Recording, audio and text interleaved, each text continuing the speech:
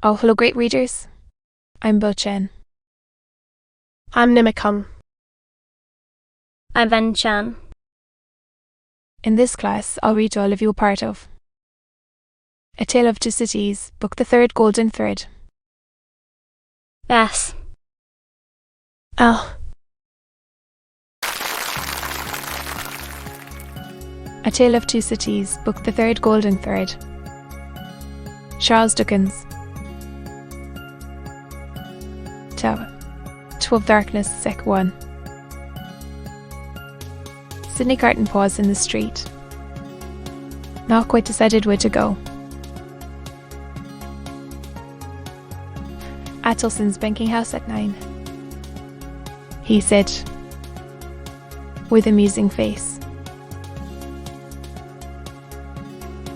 Shall I do well, in the meantime, to show myself? I think so. It is best that these people should know there is such a man as I.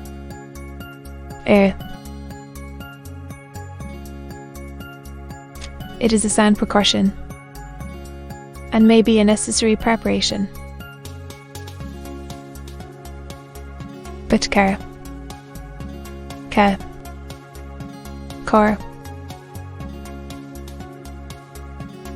Shaking his steps, which had begun to tend towards an object, he took a turn or two in the already darkening street, and traced the thought in his mind to its possible consequences.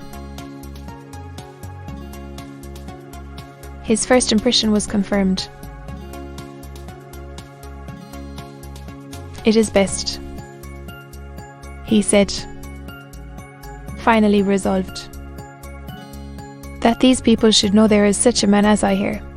And he turned his face towards Saint Antoine. Defarge had described himself that day as the keeper of a wine shop in the Saint Antoine suburb.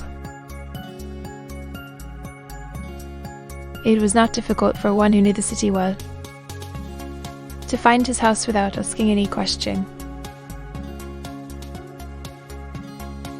Having ascertained its situation, Carton came out of those closest streets again, and dined at a place of refreshment and fell sound asleep after dinner. For the first time in many years, he had no strong drink. Since last night he had taken nothing but a little light than wine, and last night he had draught the brandy slowly down on Mr. Laurie's hearth like a man who had done with it. It was as late as 7 o'clock when he awoke refreshed, and went out into the streets again. As he passed along towards Saint Antoine, he stopped at a shop window where there was a mirror, and slightly altered the disordered arrangement of his loose cravat, and his coat collar, and his wild hair. This done, he went on direct to Defarge's, and went in. There happened to be no customer in the shop but Jack 3, of the restless fingers and the croaking voice. This man, whom he had seen upon the jury, stood drinking at the little counter, in conversation with the Defarges, man and wife. The Vengeance assisted in the conversation, like a regular member of the establishment. As Carton walked in, took his seat and asked in very indifferent French for a small measure of wine, Madame Defarge cast a careless glance at him, and then a keener, and then a keener, and then advanced to him herself, and asked him what it was he had ordered. He repeated what he had already said. English? Asked Madame Defarge, inquisitively raising her darker brows. After looking at her, as if the sound of even a single French word were slow to express itself. To him, he answered, in his firmer, strong foreign accent, Yes, I did. Yes. Defarge brought in the wine and gave him good evening. What? Good evening, citizen, filling his glass. Ah, and good wine. Defarge went back to the counter and said, suddenly, a little like. Madame sternly retorted, I tell you a good deal like. Check 3 pacifically remarked. He is so much in your mind. See you, Madame, the amiable vengeance added, with a laugh. Yes, my faith. Carton followed the lines and words of his paper with a slow forefinger and with a studious and absorbed face. They were all leaning their arms on the counter close together, speaking low. After a silence of a few moments, during which they all looked towards him without disturbing his outward attention from the Jacobin editor, they resumed their conversation. It is true what Madame says, observed Jack 3. Why stop? There is great force in that. Well, reasoned Defarge, but one must stop somewhere. At extermination, said Madame. Magnificent, croaked Jack 3. The vengeance, also, highly approved. Extermination is good doctrine, my wife, said Defarge, added troubled. In general, I say nothing against it. But this doctor has suffered much. You have seen him today. I have observed his face, repeated Madame, contemptuously and angrily. Yes, I have observed his face. I have observed his face to be not the face of a true friend of the Republic.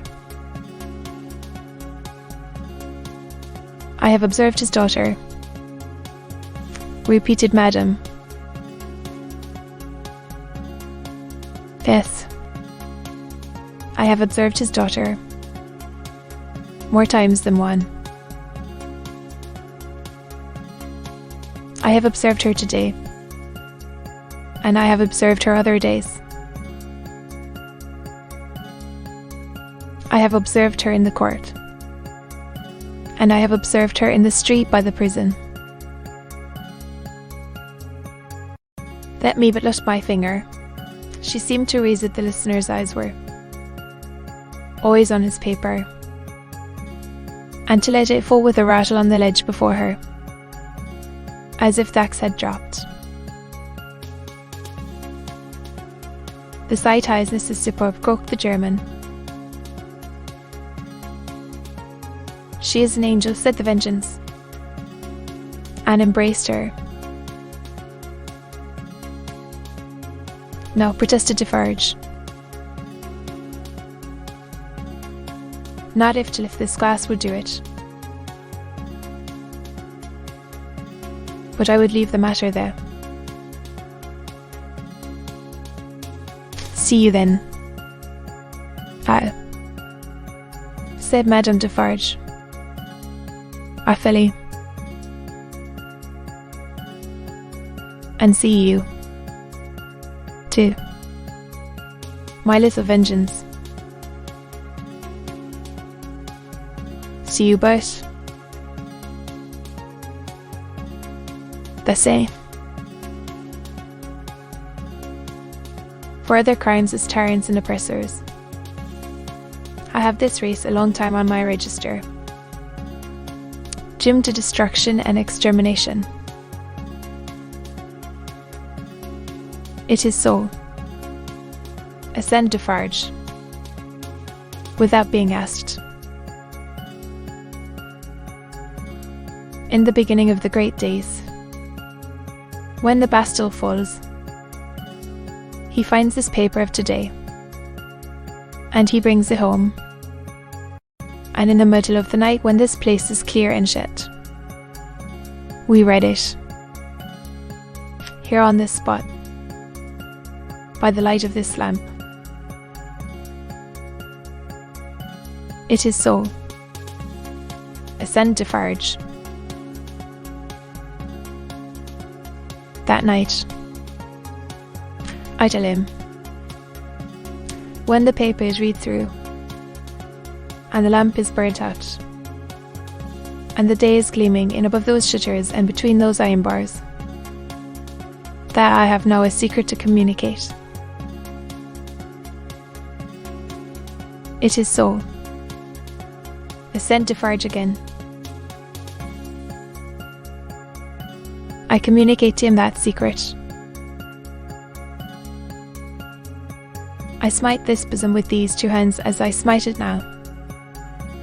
And I tell him, Defarge, I was brought up among the fishermen of the seashore, and that peasant family so endured by the two of Vermin brothers, as that Bastille paper describes, is my family. It is so. Ascend Defarge once more.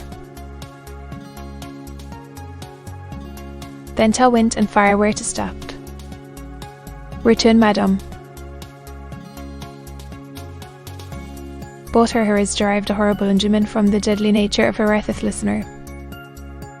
Could feel how white she was, without seeing her, and both highly commended it. Defarge, a weak minority, interposed a few words for the memory of the compassionate wife of the Marquis, but only elicited from his own wife a repetition of her last reply. Tell the wind and the fire where to stop. Custom wasn't it? And the group was broken up. The English customer paid for what he had had, perplexedly counted his change, and as a stranger, to be directed towards the National Palace. Madame Defarge took him to the door and put her arm on his, in pointing out the road. The English customer was not without his reflections then, that it might be a good deed to seize that arm, lift it, and strike under his sharp and deep. But he went his way, and was soon swallowed up in the shadow of the prison wall. At the appointed hour, he emerged from it to present himself in Mr. Laurie's room again, where he found the old gentleman walking to and fro in restless anxiety. He said he had been with Lucy until just now, and had only left her for a few minutes, to come and keep his appointment. Her father had not been seen since he quitted the banking house towards 4 o'clock. She had some faint hopes that his mediation might save Charles, but they were very slight. He had been more than 5 hours gone. Where could he be? Visste. Or he waited until 10. But Dr. Manette not returning, and he being unwilling to leave Lucy any longer, it was arranged that he should go back to her and come to the banking house again at midnight. In the meanwhile, Cotting would wait alone by the fire for the doctor. He waited and waited, and the clock struck 12. But Dr. Manette did not come back. Visste. Laurie returned, and found no tidings of him. I brought none. Where could he be? They were discussing this question, and were almost building up some weak structure of hope on his prolonged absence, when they heard him on the stairs. The instant he entered the room, it was plain that all was lost. To be continued.